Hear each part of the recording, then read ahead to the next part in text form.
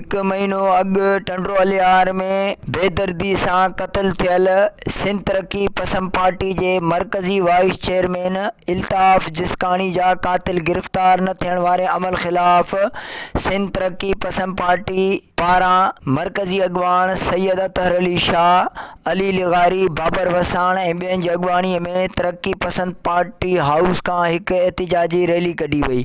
Rally शहर जे मुख़्तलिफ़ चौकनि चौराहनि खां थींदे दौड़ शहर जे अवामी चौक ते पहुती, जिथे अॻवाननि सिंध टीवी न्यूज़ सां ॻाल्हाईंदे चयो त हिकु महीनो हिकु ॾींहुं गुज़रियो आहे, उन जा क़ातिल अञा ताईं गिरफ़्तार न थिया आहिनि।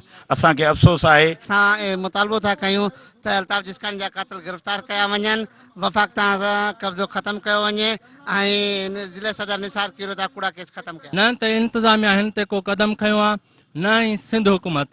क़ातिलनि जे गिरफ़्तारी लाइ अॼु दौड़ शहर में असांजी पुरअमन रैली ऐं एहतिजाजी मुज़ाहिरो आहे ऐं असीं मुतालबो कयूं था SSP टंडो अलियार खां त अल्ताफ़ जिस्कानी जा जेके असल दाबिनेट क़ातिल आहिनि उन्हनि खे गिरफ़्तार कर। कैमरामैन इमरानी सां गॾु मंज़ूर अली बरोई, सिंध टीवी न्यूज़ दौड़।